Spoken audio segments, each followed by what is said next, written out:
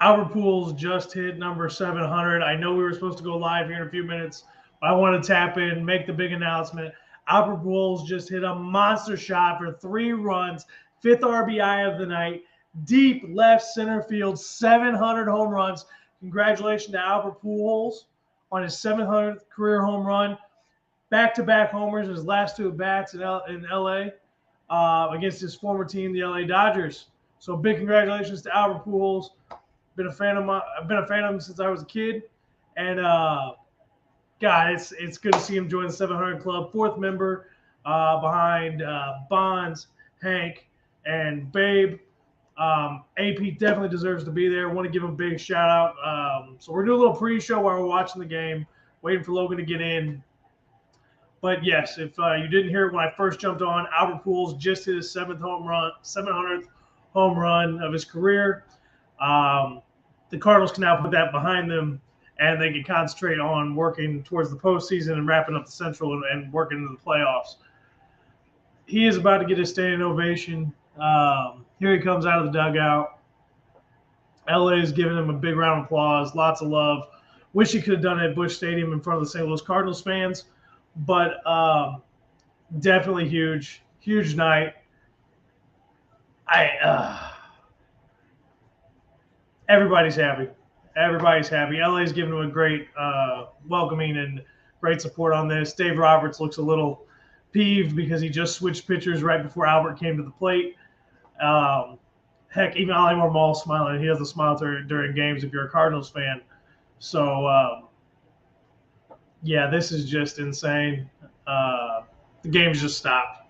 Much like when McGwire broke the home run record. Like Judge is probably going to do, which we're going to talk about that in the show. The game has continued now.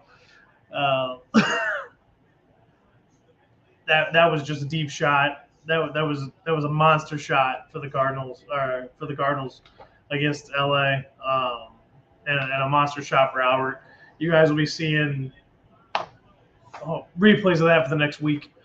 It's just it feels good being a Cardinals fan to get to see that one.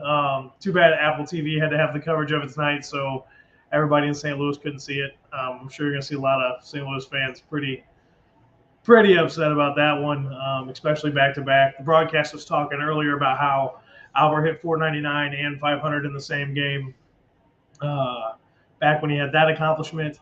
So now that he went 699 and 700 right here, right back in LA, kind of where his home run swing got back to him during the home run derby and the All-Star break.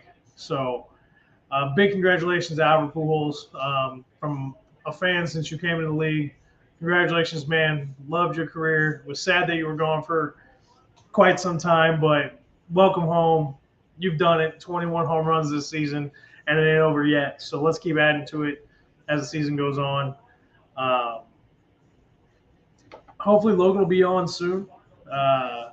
We got a comment out here from Brandon Moore. Albert joined the 700 Club. What a freaking legend. He sure is a legend, not only in St. Louis lore, but in all of MLB. Oh, man, that's just crazy. Didn't know I was going to see it tonight. I saw 699. I was like, he doesn't usually hit 2 in a game right now, but there it is. All the pressure's off the rest of the way. Albert can focus. Not like he wasn't focusing. I mean, he's been saying 700 didn't matter, and then he was just worried about winning a World Series. But that's it right there. I'm going to take a little break. I'm going to leave the live stream running. When Logan comes back in, we will start the show. So thanks for hopping on early if you did. Don't go anywhere. We'll be right back shortly. I know Logan's on his way to getting on, so hang with us. We will be back shortly.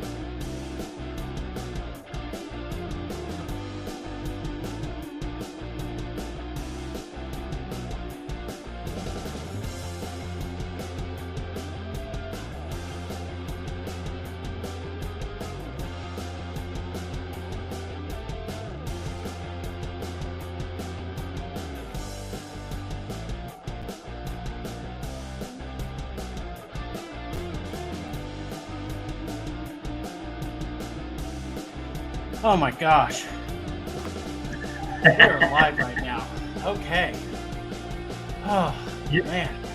It's nice of you to join me, man. Yeah, right?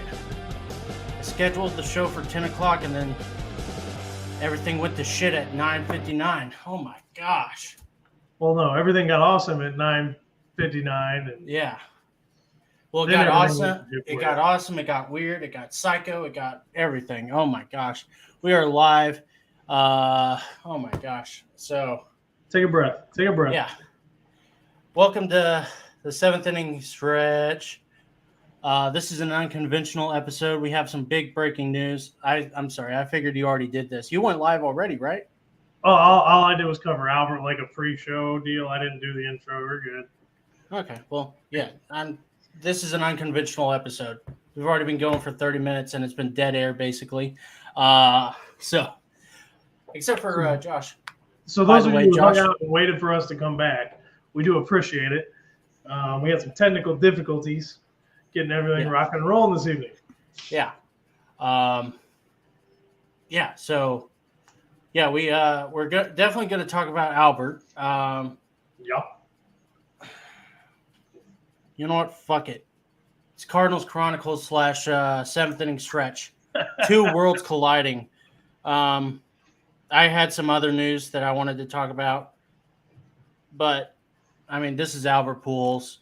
So if you don't like it, you can go fuck yourself and shove it right up your ass. Anyways, actually, real quick, David Price, who sucked for the past 4 years and probably the worst Red Sox contract / Dodgers contract, is retiring after this season. So, bye. Okay, Albert Pujols hit 700. Yeah, that's big. It's a little bit bittersweet for me. Sweet because obviously 700 big.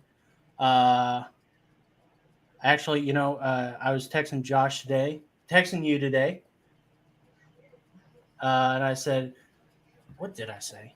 Because everyone was I got like, it right here. Okay. You said, "I have a feeling that Heaney has been doing great for the Dodgers this year, so that means the Cardinals are going to destroy him with Pujols getting $6.99. That seems to be the Cardinals' MO. LOL. Do terrible against crap pitchers and then beat the good pitchers." And then at 10:01, I get called it. Also, I'm still at work, so if you can push back. Yes. Yeah. That definitely happened. So yeah, it was really cool. I was laughing as it happened. I was like, motherfucker, I knew it was gonna happen. It always happens. We're gonna suck against Anibal Sanchez, and then we're gonna take Andrew Heaney, who's done really well for the Dodgers this year.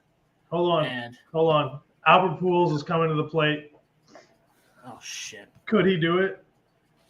I'm not gonna say anything, but I mean, okay, hold on. Just so for those of you who can't watch because it's on Apple TV, the entire stadium is giving him a round of applause. I'm talking Dodgers fans, Cardinals fans alike. This will be the third pitcher Pujols has faced this game, and it's Craig Kimbrell. You know, that crazy guy who, I can't stand him. And Pujols grounds into an out. That's okay. He's got 2 home runs and 5 RBIs tonight. I don't care. Yeah. So, which is fine. So yeah, so it's sweet because it's 700. And we'll get into the history of because I feel our relationship with him, but it was a little bit bitter because it was on Apple fucking TV, and where it's the worst fucking announcers ever. Oh, thank God that it wasn't the lady who sounds like a great, good value version of Reba McEntire. Oh, God. And Reba McEntire is already a great value brand. Hold on. Pump the brakes there, man. Reba was primo in her heyday. And remember, you live in Texas. I hate Reba McEntire. When I was a kid, I couldn't stand her voice, and I learned her name just so I could say, I hate Reba McEntire. Anyways, but yeah, good job, Albert. I mean, third best third most home runs. Only 3 people have ever hit 700, and it's Hank Aaron and Hank Aaron, Barry Bonds, and oh my And gosh, Babe. and Babe. So hold on, we're gonna give Logan a break. He's had a rough night here. Sorry, right? He is all over the place. Let's talk about Albert for a little bit here. Yeah. So Albert Pujols was drafted by the Cardinals in 1999 in the 13th round. In his high school, I think it was his senior year. Huh? Oh, quick thing. Well, never mind. You're talking about high school. I wanted to tell a quick draft story. So go ahead. I think it was his senior year of high school. I heard this story a couple weeks ago, and I didn't know this about him. But opposing managers, coaches for high school teams would purposely walk Pujols because they didn't believe the age on his birth certificate. Logan thinks Pujols is 44, 45 anyways. So this makes his achievement of 700 even greater because that means he's the oldest player to ever do this. Yeah. So even if Logan wants to make fun of his age, shove it in your pipe and smoke it because he just broke 700 home runs. But they basically, by protesting, they would protest him by walking him on purpose. And I still think he had like some 21 or 22 home runs his senior season of high school. And he still only got drafted in the 13th round. And he was just this ungodly beast of a baseball player. But yeah, the Cardinals drafted in 99 in the 13th round. He made his debut in 01, I believe, and he played left field when he first came into the league. It's shortstop and left, right? I mean, he probably played a little bit of short, but I mean, we had Edgar then, so I don't know how much short he would have really played. He might have been as a position he could play short, but he played left field, and then he got moved over to first when Mark moved on. But I mean, I can remember as a kid, my grandfather paid very much attention, tons of attention to baseball, and he would tell me that Albert Pujols was going to be, a fantastically great Cardinal, if not, statue worthy, which he's going to be statue worthy.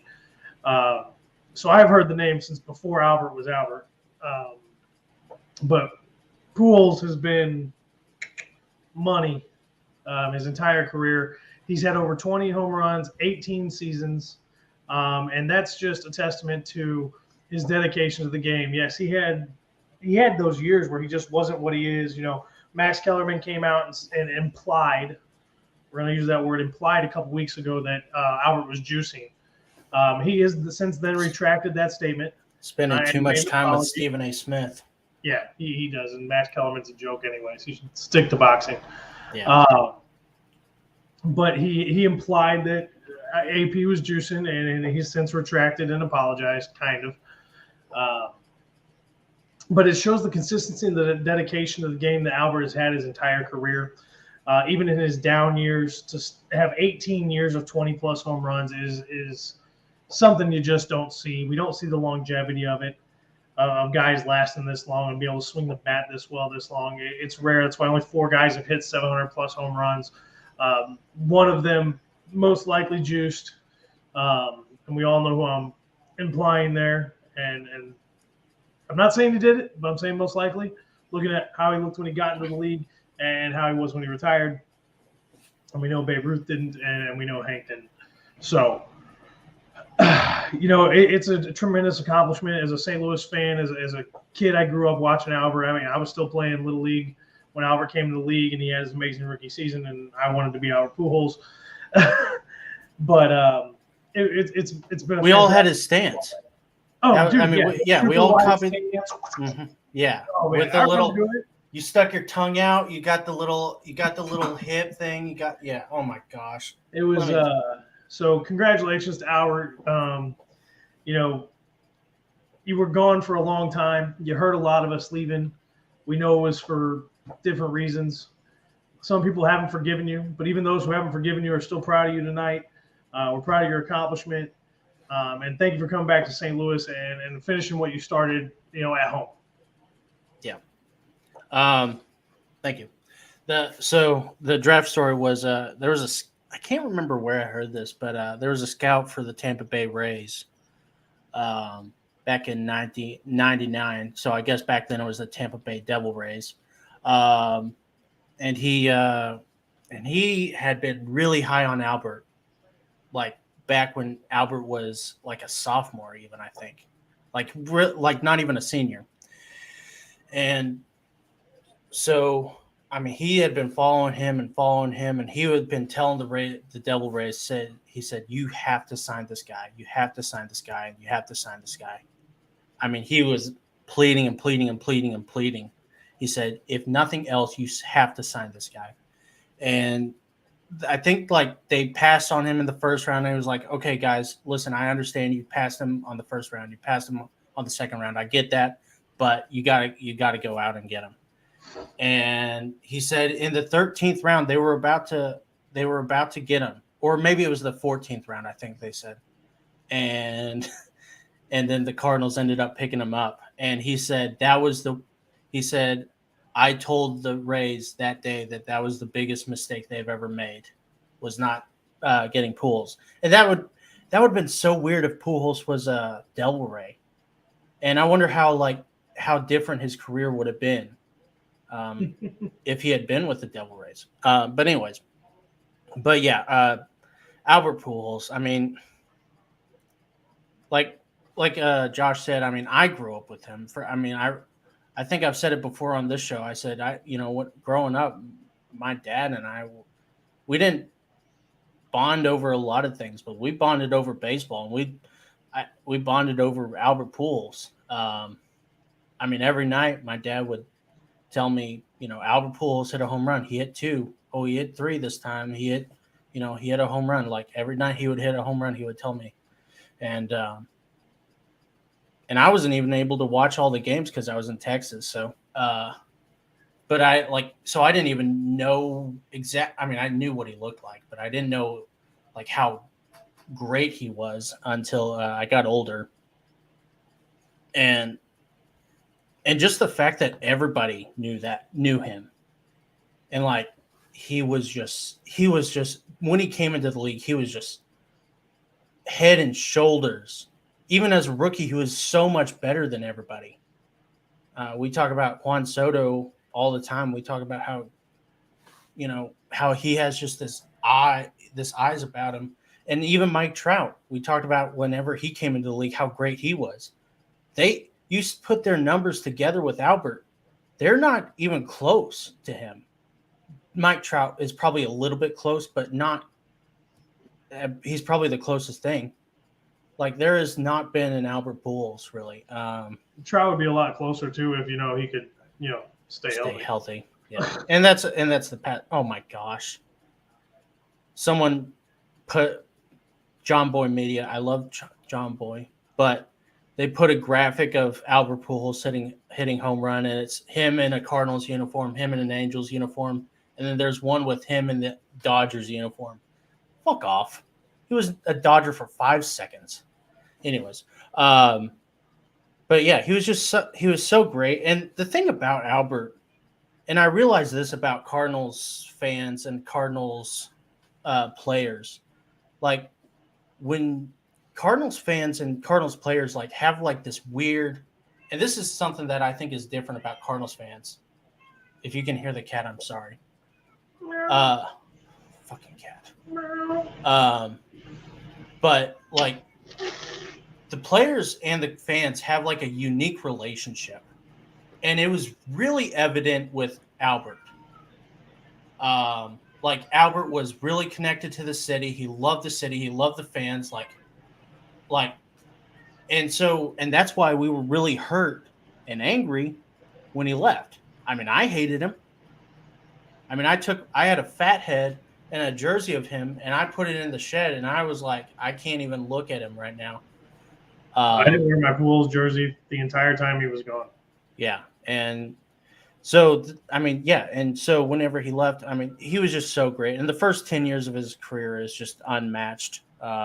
You compare it probably to, Ted Williams and Sam Musial, Babe Ruth even. It was just great. So yeah, and I I was just thinking about this today. I was like, you know what? I love that he came back one last year as a Cardinal, but I also hate that this is his last year. You know, we spent 10 years with him, and then we loved him so much, and then we spent 10 years without him. Oh my fucking God. That cat. Sorry. We spent 10 years without him, and then we finally get him back, and then he's leaving again. It's kind of like, oh my gosh. And so that's disappointing. But you know, it's glad. I think I was saying that he was going to end the season at 702 a couple weeks ago. I kind of seems like with the Pirate series coming up, he's probably going to end it with 718, 75. You think? It's a 763. Yeah, right. Yes, he's gonna go 63 for 63 with 63 homers. Oh my gosh, that'd be so great. That would be cool if he passed Babe Ruth, but that's probably not going to happen. But yeah, good job, Albert. Well, hold on. I have a way for that to happen. Okay. And I guess postseason home runs don't count. No.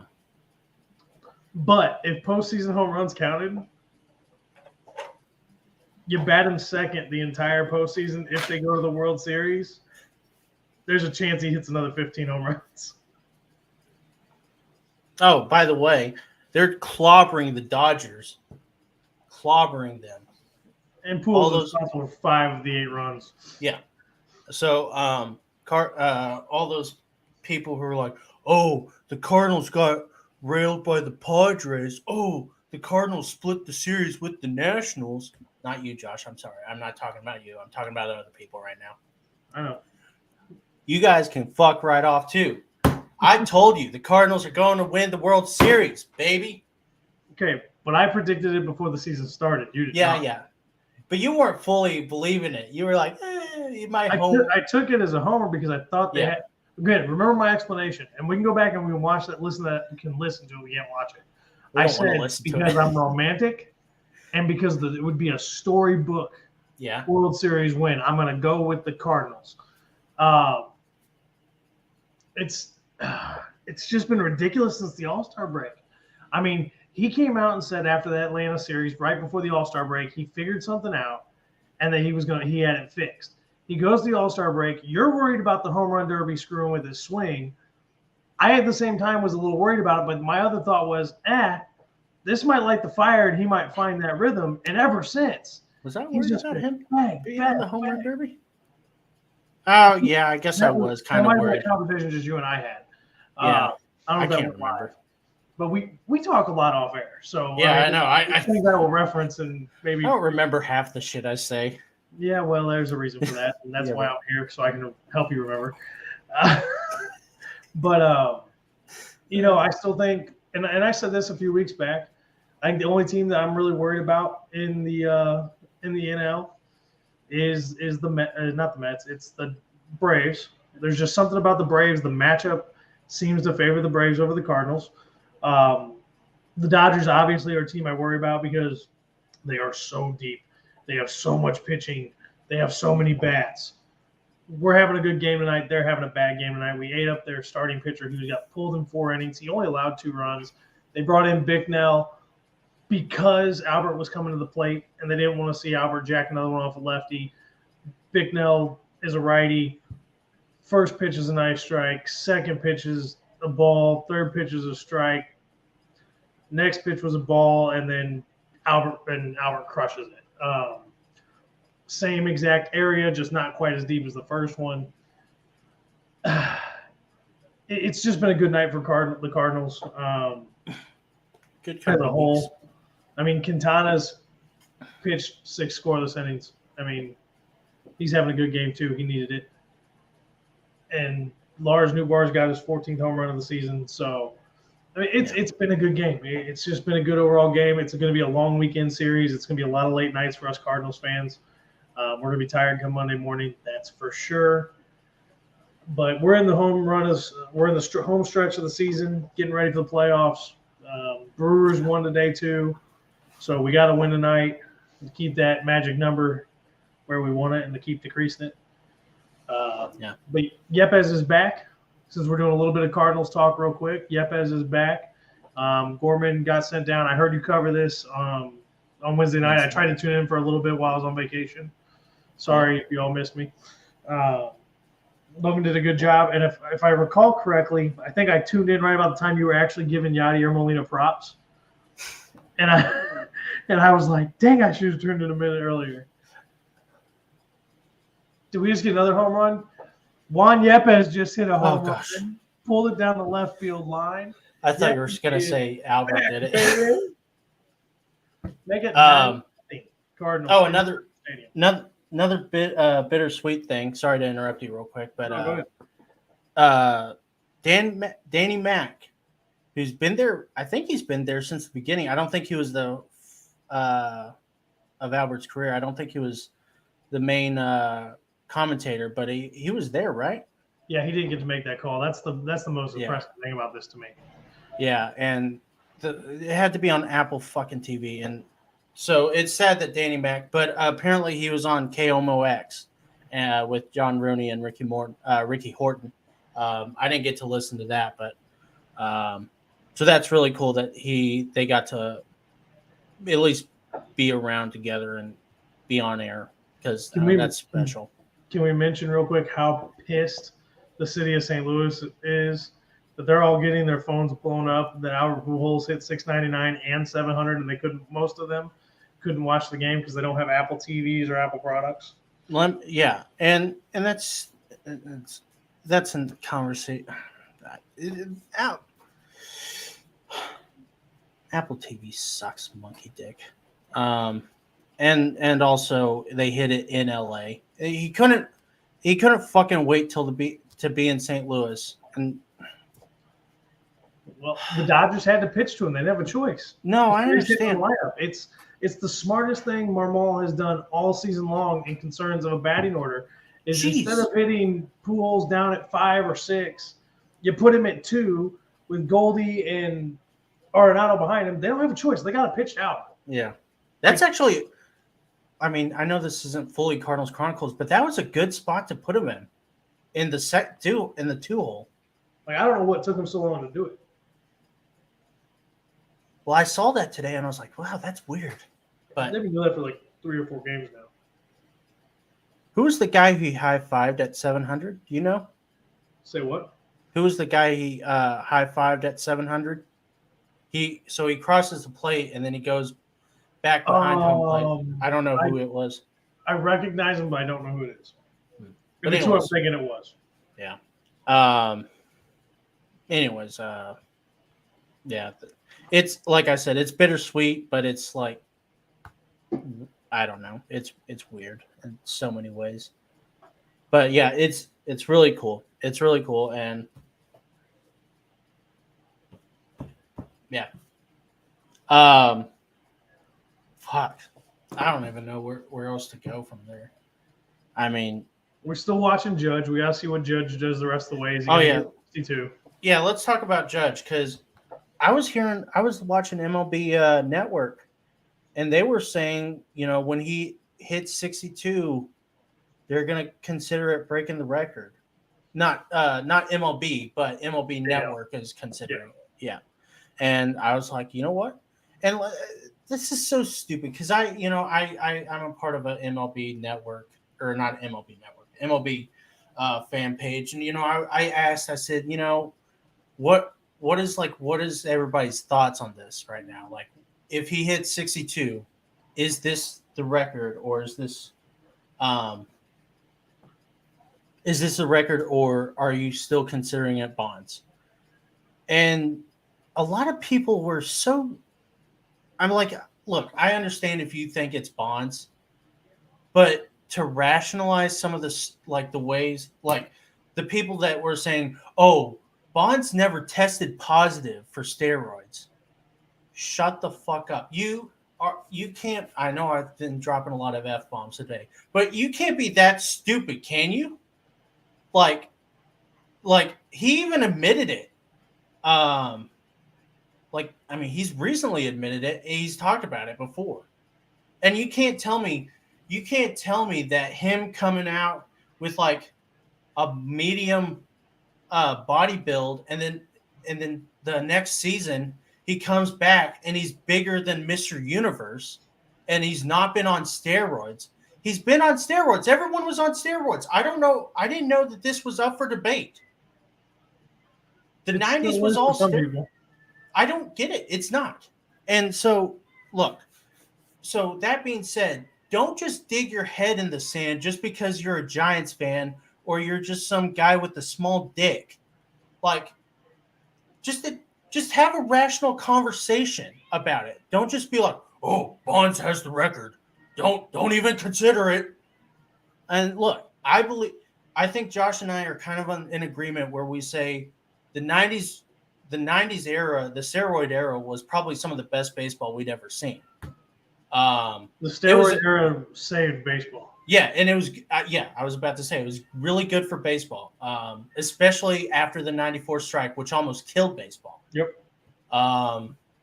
So yeah, it was really good. Barry Bonds, and maybe that's why people still consider that the record, because during that era, Mark McGwire, Sammy Sosa, King Griffey Jr., Cal Ripken Jr. all saved baseball, basically. But anyways, so to me, I think it's breaking the record, though.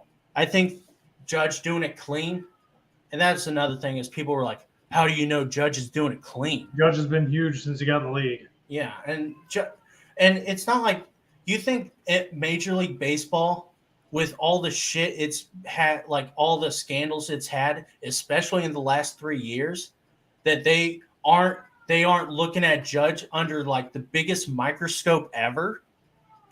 You think they're like, oh, he's hitting 61, man, there's nothing fishy about that. Look, we can all say that, and it's because we're all tainted because of the steroid era.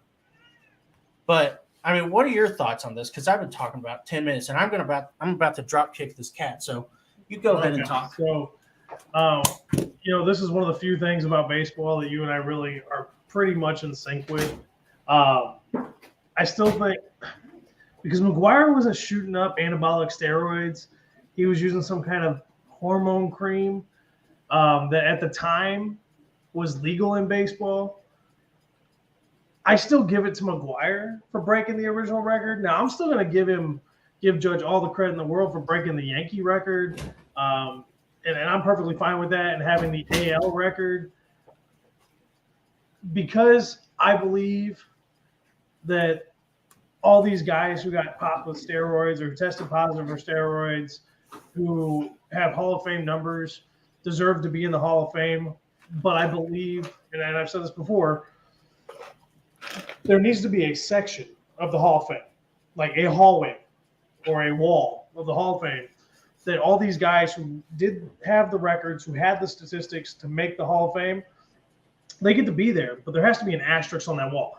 This was the steroid era. These guys are in, but they had accusations or they tested positive for steroids, and there needs to be a designation next to that category. Bonds gets the record because, and it pains me to say this, because I don't even like Bonds. Bonds was a prick. I don't like Bonds. He didn't like doing interviews. He didn't like signing autographs for fans, from what I understand. I've heard multiple TV, radio, sports personalities say that he did not like working with them. He was not easy to work with as a radio guy or as a TV guy. So Bonds just isn't the guy that I'm going to like ever. What he did before he got jacked was amazing in itself. So the guy had the skill. I believe Bonds would have been up there regardless if he took steroids or not. I don't think he would have been the home run king. No. Smashing balls left and right and hitting 73 in a season. But he still probably would have been putting up 40+ every year. He probably could have had at least 700. Yeah, I think he probably would have been there without the juice. So I would still put Bonds up there. But like I said, I'll give Judge all the credit for being the Yankees home run leader, breaking the AL record, because nobody in the AL has done it. It's all been NL guys. Yeah. If you really look at it. So I give him the AL record, perfectly fine with that. I still give it to McGwire as breaking it first. Like I said, he was using something that was approved by the league. It was a hormone. It wasn't an anabolic steroid. that he was using, because it wasn't designated as illegal by the league when he was using it. Yeah. So I still give it to McGuire. McGuire still did it first. That's kind of where I stand on it. But yeah, I mean, you go back to that summer of 98, the home run race between Sosa and McGuire. That was some of the most compelling baseball any of us have ever seen. And I know you're a little bit younger than me, so I don't even know how much you really remember of that. But I can remember being in Indiana. It didn't matter what you were watching. Fox Sports, ESPN would flip over when these two guys were going up to bat. And then every Cardinals-Cubs game was on Fox on Saturdays. And then, we still had WGN up there. So if it wasn't on national broadcast, we'd flip up and watch the Chicago broadcast because we weren't getting the St. Louis broadcast. And everything was being shown back then. They would flip over. Yeah, they were showing both games just because of that. And it was amazing. I mean, the steroid era saved baseball. The home run race of 98 probably was the catalyst to saving baseball, or at least it was the start of it. I mean, but like you mentioned, Cal Ripken, Ken Griffey Jr. I mean, there were multiple other storylines that coming out of the strike that helped rejuvenate the game. But that McGuire-Sosa showdown for the home run race, that was it. I mean, that was the big catalyst that re-sparked everything. I'm just so lucky to be a Cardinals fan that I've got to be part of two of the biggest moments in the last 30 years in baseball that weren't World Series related, to be honest with you, that were personal record related that, everybody wanted to see happen. I don't know many people who didn't want to see Albert hit 700. I haven't really heard people on other teams, other commentators say they don't want to see him hit it because of his character, I believe. The communities love him. Everywhere he's gone, they love him. All the players love him. Nobody talks trash about Albert. You never hear that except for guys like Max Kellerman who, drive bigger trucks than they need and, buy bigger watches than they need. And all they're good at is boxing coverage. And that's because nobody watches boxing anymore. But, so weird to see those guys driving trucks. I don't get it. Yeah, especially, I know. I completely agree with you. Just like people who drive SUVs who don't do anything sporty with them, drives me nuts. Anyways, but so you don't consider it the record? I consider it the AL record. AL record. That's interesting. It's kind of weird because I consider Bond's thing still the record, which is weird because I still for some maybe it's just because whenever Bonds did it, it was kind of like old news. Not old news, but it had just happened a few years before. Yeah, and it was like, oh, you just broke the record. That's cool. It was it was no longer cool to do it. It's like, oh yeah, everybody does it now. We just saw that. Yeah. Yeah. So it's weird. It's kind of weird because I think Judge should be recognized. Because if he gets forgotten about in 20 years about this, he wins the Triple Crown, and then he also he hit 62 plus clean. That needs to be remembered. That needs to be remembered for a while. That's legendary stuff right there. See, I think what you're talking about doesn't happen. I think because he's going to win the Triple Crown, the home runs will get remembered. The Triple Crown will get remembered. It'll be talked about for the next 20 years. Yeah. Especially if nobody else goes Triple Crown in the AL in the next 20 years, they're still going to talk about Judge doing it in 2022. Yeah. So I'll be honest with you. If that's an actual concern you have, let me say this, my son. Don't worry. Well, not that I'm worried that they're going to forget about the Triple Crown, just that they're going to kind of not remember him being a home. I think he should be home run king next to Bonds, honestly. I think it should be 1A and B, 1A and 1B. Just because, look, Bonds did it tainted kind of in a way. But Judge didn't. And unless we just find out something in the next couple of weeks that he was juicing. which someone was saying, someone was saying, tell me how stupid I was because I didn't realize how advanced the performance enhancing drugs were have advanced in the last 20 years, and how it's far more advanced that it's not even detectable in testing. And I was like, so now we're saying that Fernando Tatis Jr. is now the biggest retard in the entire universe. Like, oh my gosh.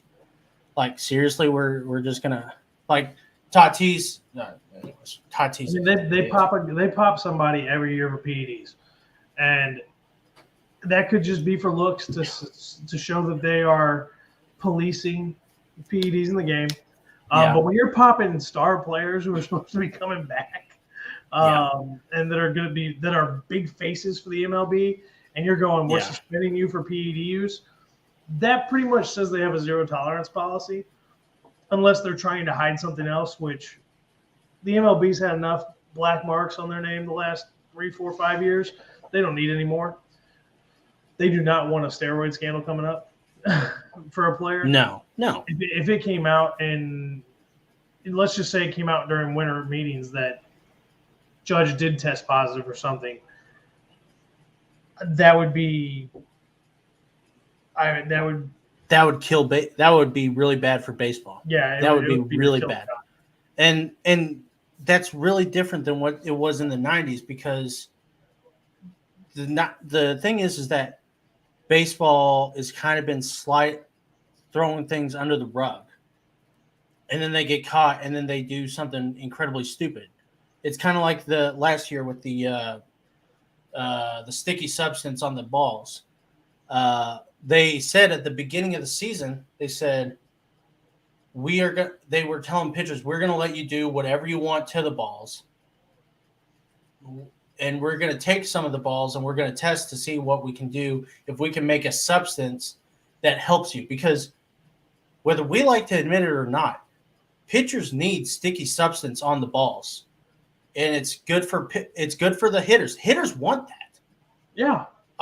Yeah. And so, and then in the middle of the season, safer for the hitter. Yeah. And then in the middle of the season, a certain manager who, we might know, kind of made a big stink about it, because Joe West decided to act like some vigilante and start getting mad at Giovanni Gallegos for using sunscreen and rosin, mixing it together to make which is actually the standard. And then MLB overcorrected and said no sticky substance whatsoever. And then Tyler Glasnow gets injured, and he blames not being able to use the sticky substance, which I don't know if that's true or not. But and then it gets resulted in a whole bunch of hit batters.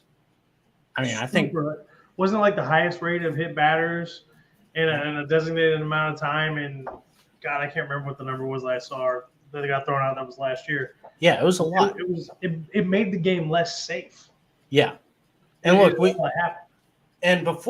before we saw a whole bunch of no hitters in the first half of the season, and then we saw nothing. So there needed to be something, but MLB was taking care of it, and then they kind of got caught, but not really caught, because they knew they knew that they were doing this, and then they kind of were like, oh, we got to fix this. We got to fix this now, because fans are now getting angry, and then they overcorrected, and now hit batters, the Mets are angry about everything. So I can't remember how this ties into Judge at the moment, but and they just need to not be getting it caught in a scandal, especially like this, especially if it comes out that Judge does, which I'm not saying he has. I don't think he has. Josh doesn't think he has. We are just saying that if it does happen and MLB did hide it, that would just be horrible, because especially after the whole Astros thing too, it would just fuck everything up. Like, you can't trust anything MLB says. You can't trust anything. It's just crap. 10-0, by the way. Yeah. NFL. National fucktard lead. anyways, let's see. Is there anything else at the moment? Well, let's get to our actual topic that tonight's show was about to be about. At least cover the big stuff.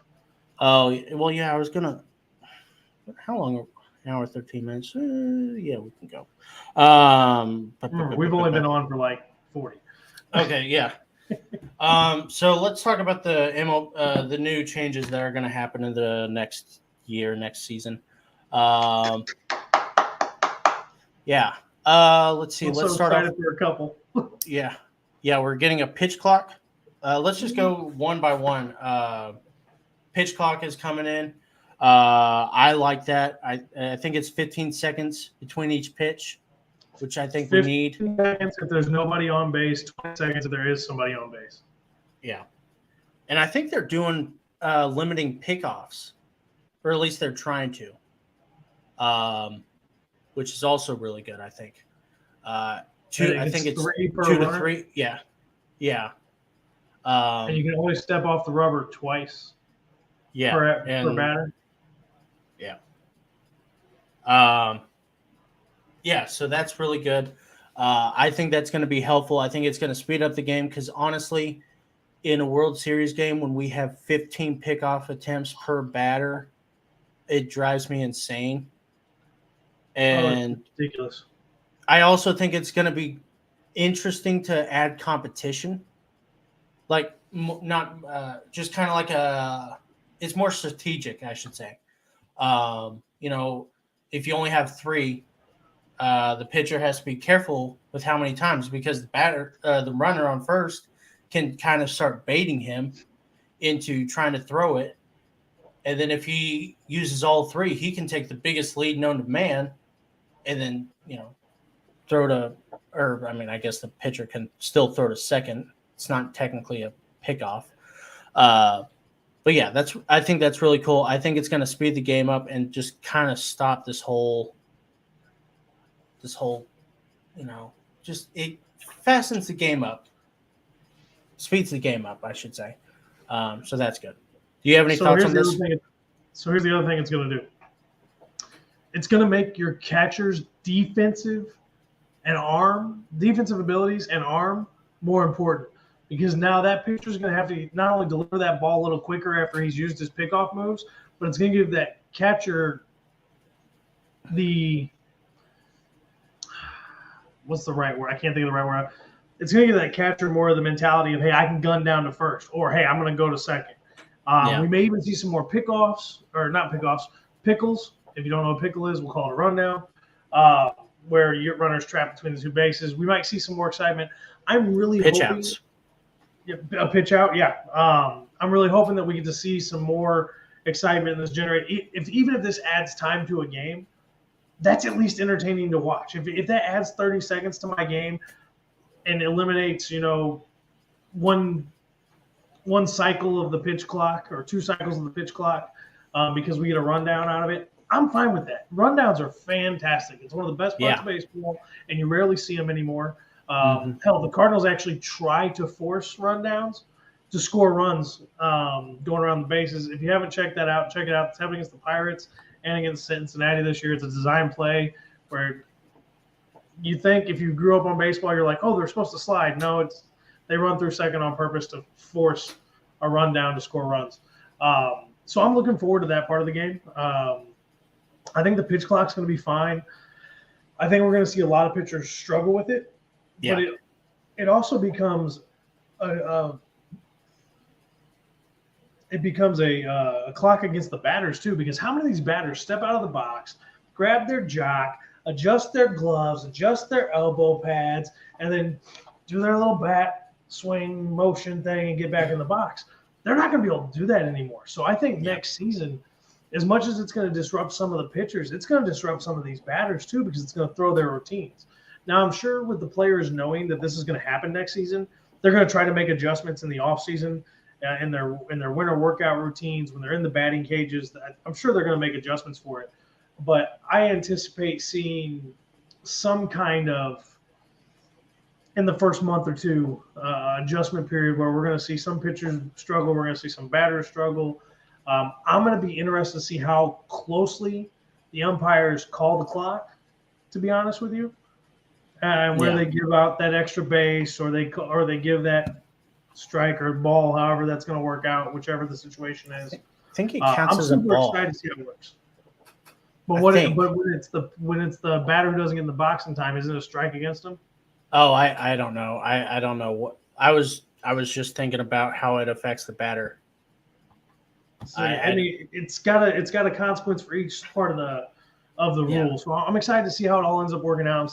I'm excited to see how consequential it becomes, and how tightly the umps call it to that clock. Is it going to be like the play clock in football, where the referee is watching the ball? If the ball's not snapped at zero, then they look up and then they blow the whistle, or how close are they going to call it? So I think that first month is probably going to be frustrating for some people as we adapt to the new rule there.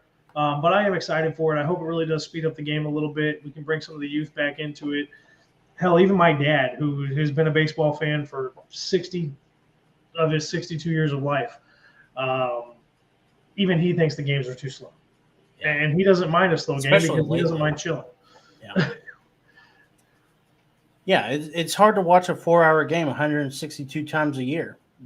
That's the thing. And especially, oh my gosh, this West Coast trip for the Cardinals has been brutal for me. I can't watch a game that starts at 8:45. I'm an old man now. I have white hair here that just came in for some fucking reason. Oh my gosh. Because you stress yourself out too much. Oh my Dude, gosh. I have to get up at 5 in the morning for work. Listen, I've been getting up at 5, not voluntarily, because I don't know why. I want to sleep till 12 o'clock. I'm a bartender. I stay up till 12. I don't want to get up at 5. Anyways. But yeah, it's just like, no, I can't watch a 4-hour game and it's just rough. I mean, and that sounds like such first world problems. Like, oh my gosh, I have to watch a 4-hour game. It's part of our job. I mean, yeah, right. But yeah, I think it's going to be helpful. I thought they implemented this a couple years ago, and then they kind of took it out because they realized it wasn't working out well. But yeah. So, oh wait, hold on. Jeff Passan, committee has voted to implement a pitch clock and ban 15-second pitch clock for bases empty, 20 with runners on. Okay, never mind. I thought it went more in depth on that. The second thing, which is a big thing, I don't know how you're going to react to this, is the banning of the shift, and not necessarily banning of the shift. It's an adjustment of the shift. So I think what they're trying to do, and I don't know if they're actually going to put it out there, but I think there's a diamond that they're putting like right behind second base. So there has to be two infielders on each side, no matter what. They can't be in the outfield, I believe. I don't think they can be on the grass. Burleson just hit a home run. Is that his first hit? I think it's his first home run as a major leaguer.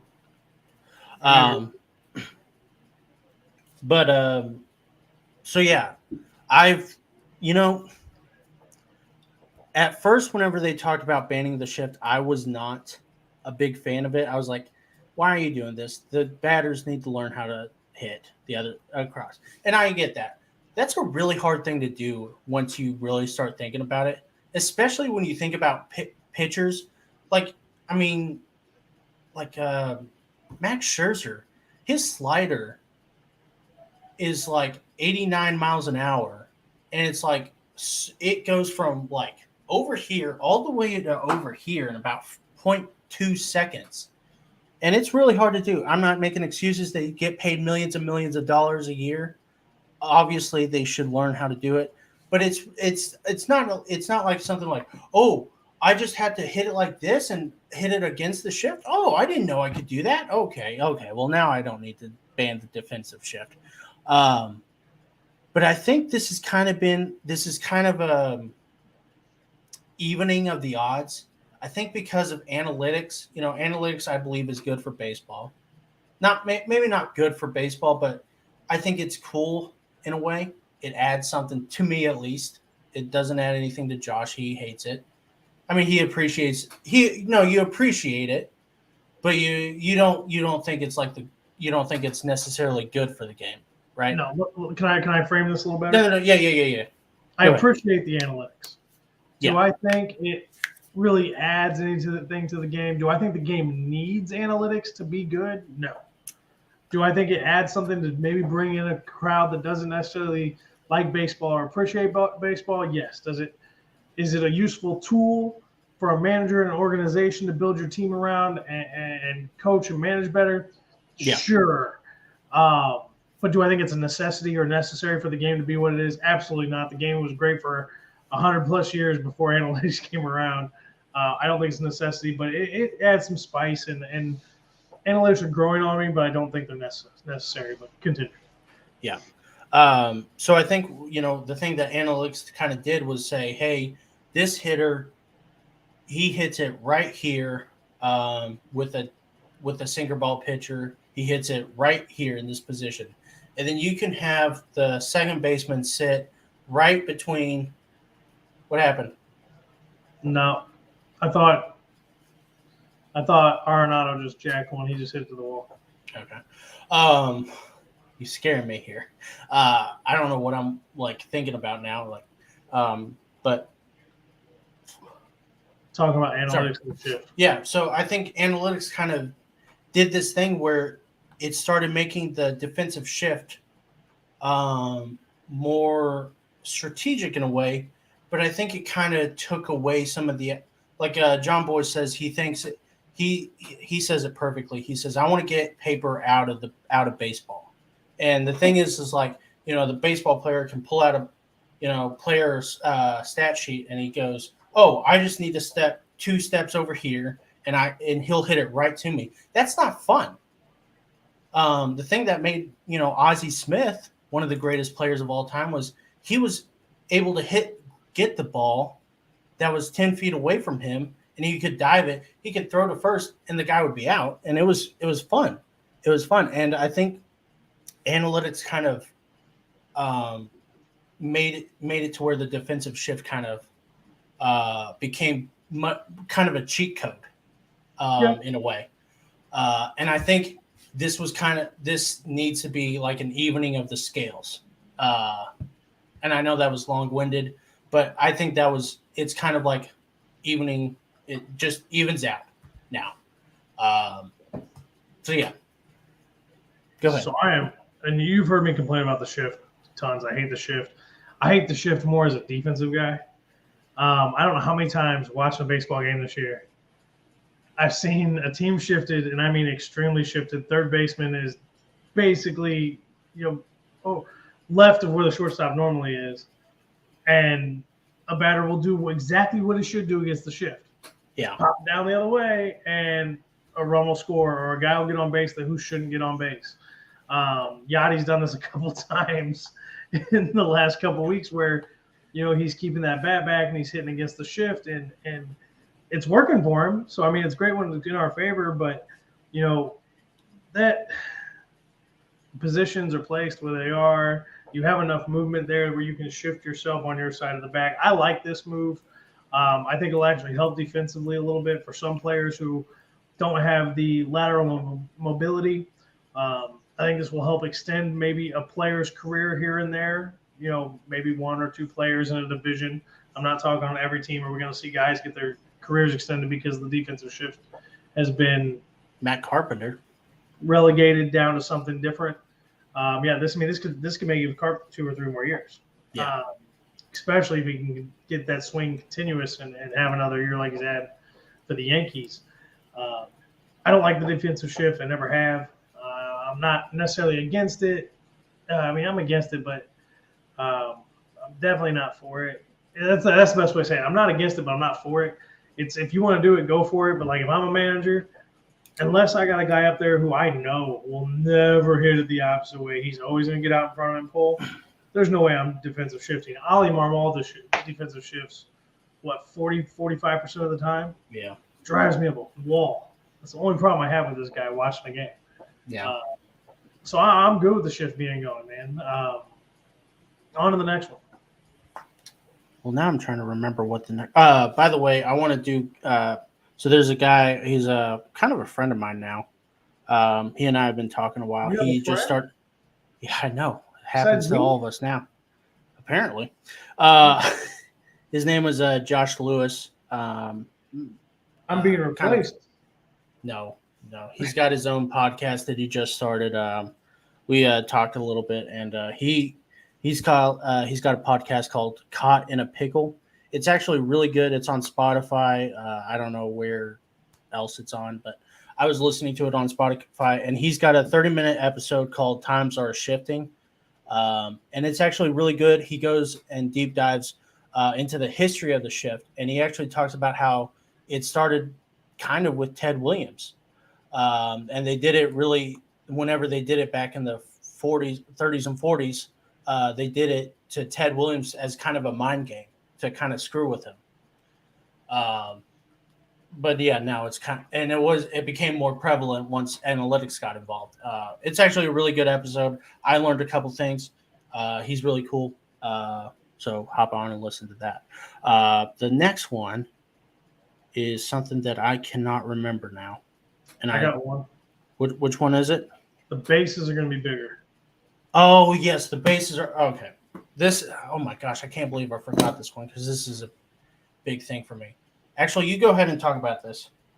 Okay, Hopefully. so I can already tell by Logan's reaction he doesn't like the bases being bigger. No, I don't do. know why. Oh, you do? Okay, so I misread you. I apologize. Sorry, no, I'm mad because people are getting angry about it. I don't know how I feel about it yet. My initial reaction is, yay, the bases are going to be bigger. And my reaction is that because I'm hoping that creates more running on the bases and more stolen base opportunities, that's what I'm hoping it causes. Now, we'll see if it plays out like that. This would be another thing with base runners. Getting acclimated to the bases being a little bit bigger, their footpath that they've been running their entire careers can now change a little bit. Or how many turn ankles are we going to see going around first, second, third when they're running the bases, or when if they're bolting for second on a close double? Are the bases going to be any taller? Are they just going to be the same height? This is something I don't know. I haven't done the research in yet. Is it going to affect the slides? I mean, I'm interested in these changes because they don't seem, and all the little changes we're talking about here, they don't seem like they're super dramatic where they're going to make massively big impacts on the game, but they're going to change the details of the game. I'm curious to see how it plays out. I mean, I'm definitely not against it, especially if it's going to create more base stealing opportunities and more running. Like, I love running baseball. I love bunts. I love stealing. I love pickles. I love all that. I mean, that's part of my favorite stuff about baseball, and we don't see much of that anymore. So I'm excited for it. I mean, I don't, and you know me, I'm a traditionalist. You know this about me. We've had plenty of conversations about this. But these are little changes that I'm going to be okay with. I'm going to get on board and see how it works out. Now, we may be doing the show in May next year. I may be going, dude, the bases were a stupid idea. This pitch clock's killing me. We'll see what happens. But I'm trying to be open-minded going into the next season. I'm hopeful it works out. I'm hoping these are good changes. They've been trying them out. I don't know if they did the bases in the minors leagues or not. I don't think home plate's getting any bigger, which it shouldn't, because then you're going to change the strike zone. So which umpires apparently have their own strike zone. That's not even like that. We don't have time for that tonight. Well, yeah, I'm just saying, like, apparently like this has become a thing like in the last year. Not like apparently umpires have their own strike zone, and the one that we see on TV is not even the one that's they're using. It's wider and taller. Apparently. And again, you and I have agreed. Yeah. As long as the ump calls it consistently throughout the game, that's fine. It's where it changes throughout the game that we both have a problem with. Oh my gosh, the one yesterday. Oh my gosh, I was about to throw my phone away. The guy, the one that was like the left side of the plate, there was this one spot. He would call it like 5 times it was a strike, and then the next 5 it was a ball, and it drove me insane. It was the same. Anyways, I'm okay with this.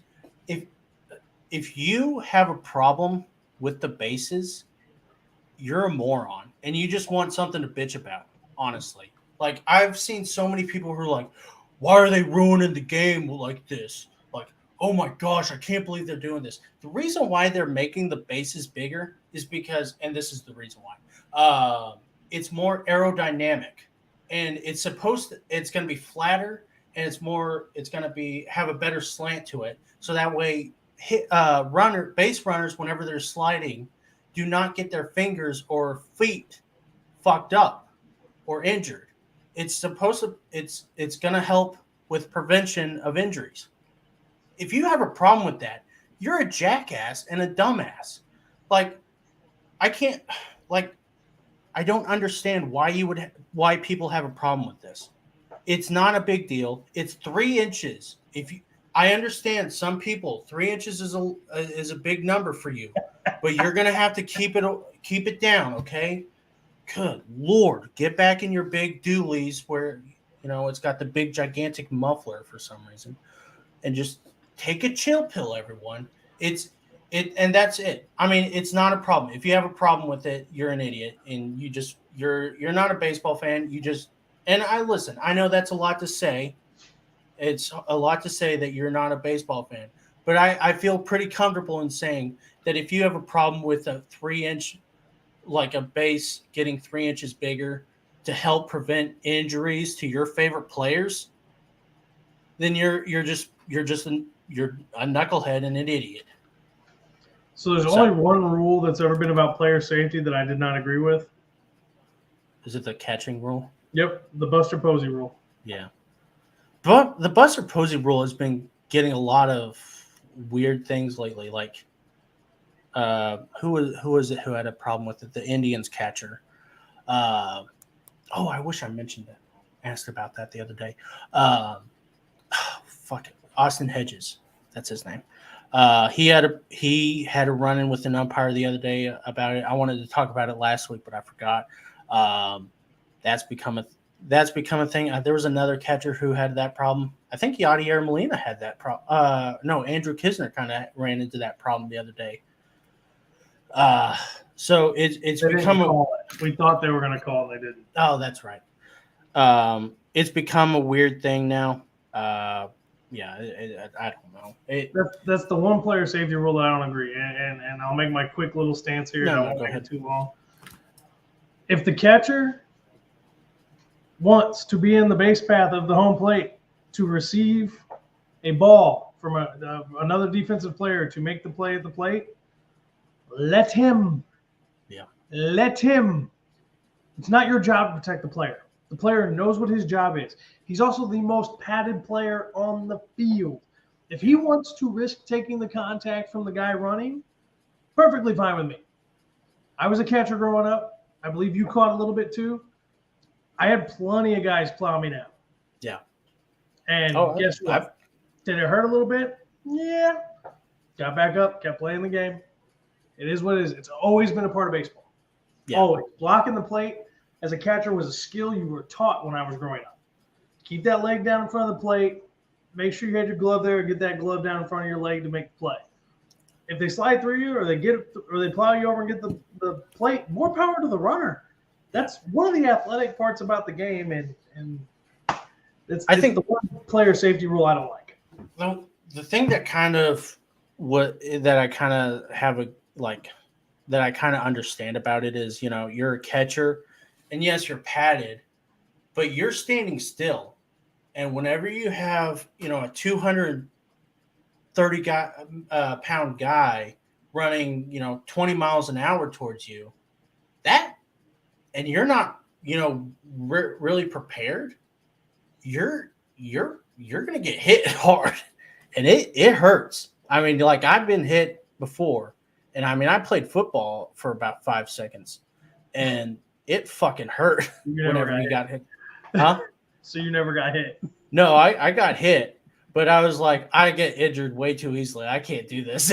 But as a catcher, though, when you get into that position for that play, you're bracing yourself for contact. It's part of the position. That's why it's the one rule I don't like. That's why catchers always had to be your toughest baseball player. Yeah. Which is why they weren't fast. They were typically bigger built guys. who had some athletic ability, but they could take the hit. Now, granted, I'll give you this. Baseball players are massive compared to what they were even 30 years ago. I mean, some of these boys are huge, and I wouldn't want to be run over by them. But my job as a catcher is to make sure that they don't touch that plate. You're taking away one of my resources from keeping them from scoring. If I'm big enough, strong enough, and willing to put my body on the line for my team to prevent that run from scoring, I should be given that opportunity. That's all. And really, the rule was supposed to help the catcher.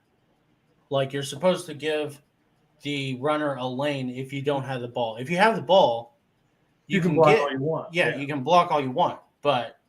And so the thing, it's just so weird. And now umpires are really pissing me off, and they've been pissing me off for the last couple of years. But yeah, it's Corey Dickerson is on the mound. I'm so sick of that. Well, the Dodgers had fielders pitching the last 2 innings. Yeah, I get it. I'm so sick of it. The novelty of it has kind of worn off for me. I think you and I kind of talked about this a couple months ago. It's just like, okay, I don't like it. Especially, oh my gosh, this was it. The Brewers. Okay, one last thing before we leave. The Brewers, a couple months ago, they were getting clobbered by, I think that it was the Dodgers. And then they had a position player on the mound. And this was when they were in second place. They're like 9 games back. And they're, they get a position player coming up. And they show the camera over to the dugout. And all those guys are laughing their asses off. Like, they're like getting the biggest kick out of this. And I'm like, let me tell you something. If I was a manager and I saw all those asshats laughing when they're down 11 runs and they're sucking so bad that I have to put a position player on the mound who's probably going to give up 5 runs, maybe. Oh my gosh, I would make them run laps until they puke their guts out. And then I would make him puke or run more. Oh my gosh, that would. I would put Yanni out there for this though. He hasn't played tonight. I know, but I get why they do it. I get why they save it. But I don't need the players to be laughing the whole time. This is not some fun joke for you. I don't know why I'm getting so angry. There's so many hot topics for me today. Dude, you had a very rough evening. Yeah, I guess so. But I knew you were going to be a little fiery tonight. Oh my gosh. Why? No. Oh my gosh. If I'm a fan of the Brewers, especially when they've been on the skid where they've been shitting the bed, if I'm a fan, I don't want to see that shit ever. I don't want to see it. I don't want to hear it. I don't want them joking, be like, "Oh, that was so cool." After it was a tough loss, but man, that was so cool. No, and I get you need to have some lightheartedness after, like during, especially with a hard loss like this. But you don't need to be doing it during the game. During the game, your head is in the game. Anyways, but do you have any other things? Huh? I completely agree with you on that. The laughing is unexcusable to me. No, if you're ahead, you can laugh your ass off. You laugh at the team. Oh my gosh, I would be laughing so fucking hard at the team. But when you're getting blown out by 10 plus runs and you got a position player in there, this isn't some fun thing for you. Yeah, I just wouldn't be able to deal with that. That would drive me up a wall. No. Do you have anything else you want to talk about?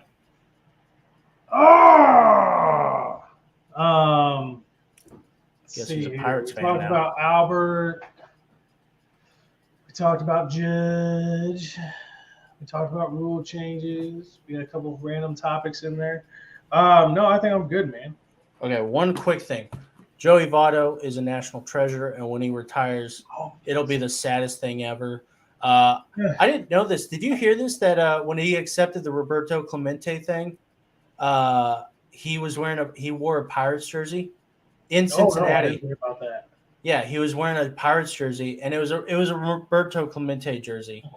But that's so cool that he's in Cincinnati accepting the nomination or whatever it is, and he's wearing a Pirates jersey. All right, And so so talking about Votto, and then what he's been doing. Yeah, he's been walking around the field. He's got this beard. He's so cool. I mean, I like him a lot. I've liked him a lot. Like I remember there's an intentional talk back about 10 years ago. He was in St. Louis and he was wearing his Mountie uniform and he went full Canadian. He's like, I don't want to hear about this or whatever. And it's on YouTube, I'm sure somewhere, but it's so fucking good. He's a treasure. And it's gonna be sad. I know he kind of ruined his season this year and he's out, but he's such a treasure. And anyone who doesn't like him is an idiot. And you're not a true baseball fan. Ooh, did it again. No, I'm kidding. Burning people up tonight. Yeah.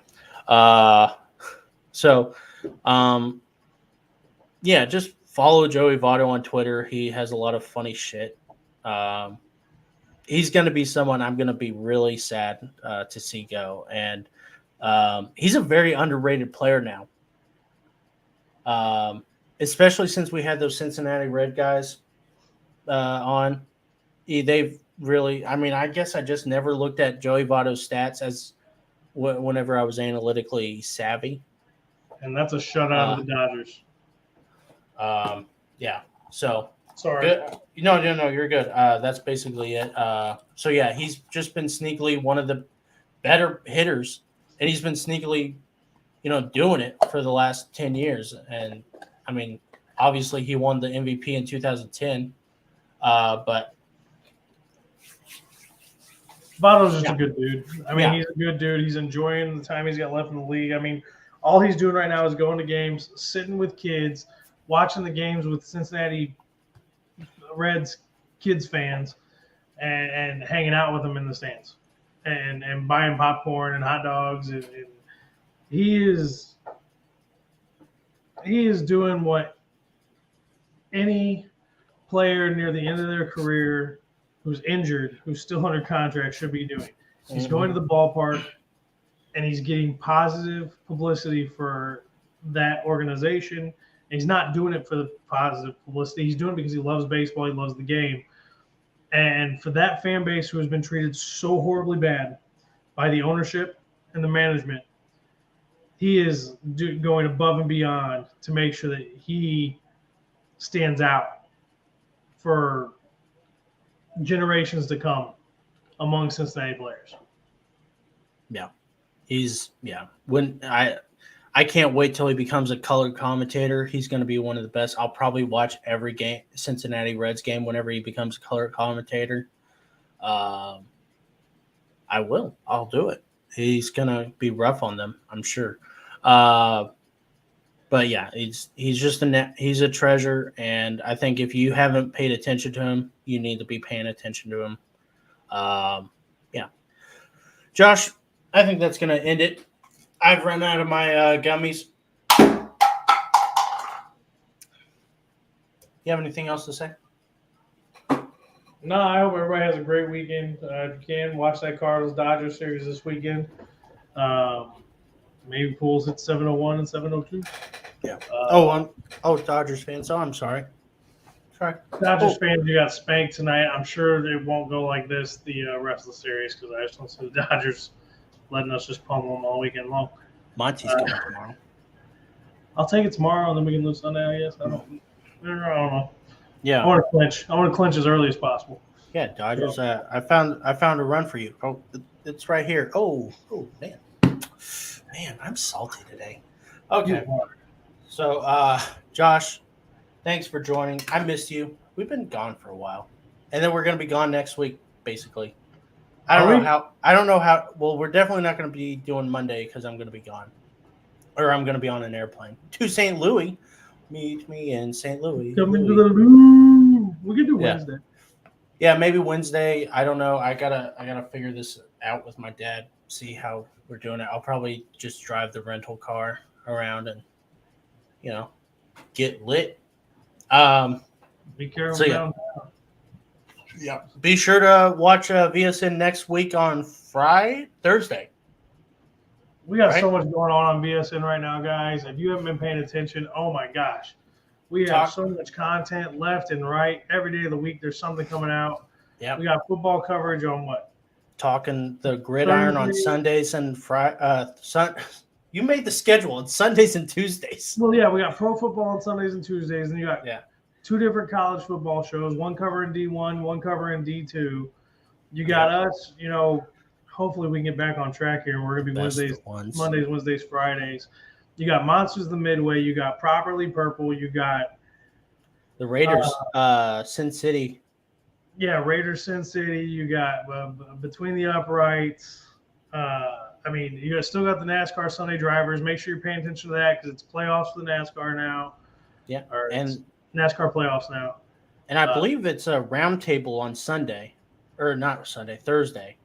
For oh my God, yes, Thursday. Hold on. Thanks for mentioning that. Thursday. I guess you'll huge show. Make sure you turn in. If you're a St. Louis person, if you're from St. Louis or you love St. Louis sports or you listen to St. Louis Sports Talk, you do not want to miss Thursday's show. Make sure you mark your calendars. I believe it's 8 o'clock or 7:30. Pay attention to the VSN Facebook page. You do not want to miss this episode. It's going to be huge. I will be there. Saf's going to be there. Moore's going to be there. I think Jordan's going to be on. It's going to be a bunch of us. We're doing a big roundtable. We have a super huge guest coming on board for the evening. We're not announcing it? Did we already? I don't know if they announced it live or not. Big. Well, I feel like we need to announce it. It's on Thursday, and if we haven't announced it yet, we got to announce it now. All right, cool. So, guys, Randy Character from 101 ESPN is going to be on with VSN next Thursday night on our roundtable. If you don't know who Randy Character is, he's basically a St. Louis legend. He's got one of the greatest memories I've ever heard of on the radio. This guy can pull stats and numbers and game situations from 35, 40 years ago. They do a trivia every morning on his radio show that just changed to, I think it's now called The Opening Drive. It used to be the Character and Smallman, but Smallman left to head to New York for some crazy reason. I didn't get to hear the reason. I'm sure going to miss Michelle, but Randy is phenomenal. He is super fantastic. We're going to talk Cardinals baseball. We're going to talk Blues hockey, amongst other things in sports coverage. So make sure you tune in for that. It's going to be next Thursday night. Keep your eyes posted on the VSN Facebook page, Twitter. They'll post the times. Make sure everybody gets reminded. But again, Randy Carricker going to be on with us for a big roundtable discussion. So don't miss that. Don't forget, keep checking in if you're a Blues fan. Blue Notes is coming out as soon as we can get on another episode here. With preseason starting tomorrow night, we're going to start having some coverage on a more regular basis. We are still looking for NBA coverage. We're still looking for more guys to cover, guys and gals, to cover NHL teams, other MLB teams. So if you're interested, make sure you shoot us a message on Twitter or Facebook. We'd love to have a conversation with you if you want to come do what we do, or if you want to write. We're looking for writers right now too. So make sure you give us a shout, give us a follow. Make sure you subscribe on YouTube. You got a shit ton we appreciate you guys hanging out tonight. I know we had you on a long delay because of everything that was going on. But thanks for joining us for the Albert Pujols 700th home run episode. And hopefully we'll see Judge get his record here in the coming week. Yeah. It's going to be really fun. Hopefully I can join in on that because Randy and I can go round and round about how much our views on Yadier Molina and some of the other players. I can probably open his eyes, tell him some He'll stuff. Call you a fool. He probably would. So yeah, it's going to be fun. He may mention us on his show. Maybe not, probably not. But yeah, good job, Albert Pujols. Good job, Randy Carricker. You're finally on a real show. No, I'm kidding. Kidding.